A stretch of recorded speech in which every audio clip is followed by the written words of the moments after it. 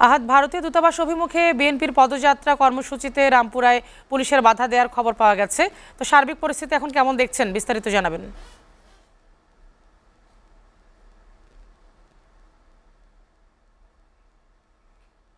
সকাল 11:30টায় নয়াপল্টনে বিএনপির কেন্দ্রীয় কার্যালয় থেকে বিএনপির অঙ্গ সংগঠন, যুবদল, ছাত্রদল ও স্বেচ্ছাসেবক দলের নেতৃত্বে প্রায় 20,000 নেতাকর্মী এই পদযাত্রায় অংশ নেয়। যেখানে তারা পদযাত্রাটি আপনার 3 থেকে 4 কিলোমিটার লম্বা ছিল। পদযাত্রাটি আপনার কাকরাইল হয়ে, শান্তিনগর হয়ে, মালিবাগ হয়ে এখন রামপুরা বিটিবি অফিসের সামনে যখন আসে, তখন পদযাত্রাটি পুলিশ বাধা দিয়ে আটকে দেয়। এর পরবর্তী সময়ে আমরা দেখতে পেয়েছি যে পদযাত্রায় স্মারকলিপি প্রদানের উদ্দেশ্যে 6 সদস্যের প্রতিনিধি দল গুলশানে বাংলাদেশে অবস্থিত ভারতীয় হাই কমিশনের উদ্দেশ্যে যাত্রা শুরু করে। আমি একটি বিষয় আপনাদের জানিয়ে রাখতে চাই যে আজকের যে পদযাত্রা কর্মসূচি, এই পদযাত্রাটির উদ্দেশ্য হচ্ছে বাংলাদেশের যে হাই কমিশন আগরতলায় অবস্থিত, সেখানে হামলা এবং জাতীয় পতাকা অবমাননা সহ চিন্ময় দাসকে গ্রেফতারের প্রতিবাদে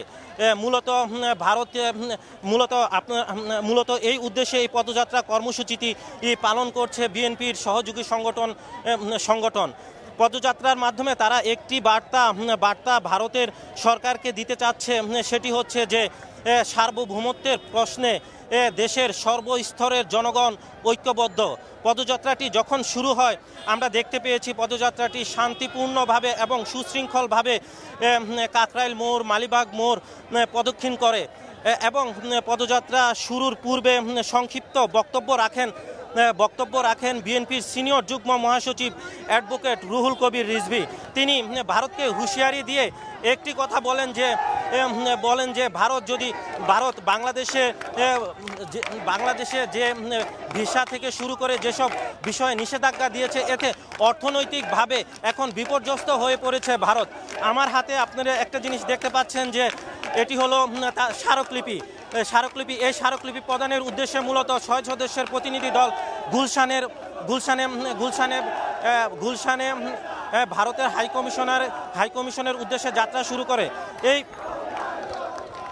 এই স্মারকলিপিতে মূলত আমরা একটি বিষয় লক্ষ্য করতে পেরেছি যে এখানে উল্লেখ রয়েছে যে ভারতে যে উদ্দেশ্যপ্রণোদিতভাবে বাংলাদেশে হাইকমিশনে হামলা এবং পতাকা অবমাননায় আইন শৃঙ্খলা বাহিনী নীরব ছিল, এর প্রতিকার চেয়ে এছাড়াও কৃষ্ণয় দাসকে গ্রেফতারের পরবর্তী সময়ে ভারতীয় মিডিয়া যে অপপ্রচার চালাচ্ছে, এসব বিষয়ে যাতে ভারত সরকার পদক্ষেপ গ্রহণ করে। আমি একটি বিষয় আপনাদের জানিয়ে রাখতে চাই যে পতিত শেখ হাসিনা সরকারের পদত্যাগের পর যখন তিনি ভারতে আশ্রয় নেন, এর পরবর্তী সময়ের পর থেকেই ভারতের মিডিয়া বাংলাদেশের বিরুদ্ধে একের পর এক অপপ্রচার চালিয়ে যাচ্ছে।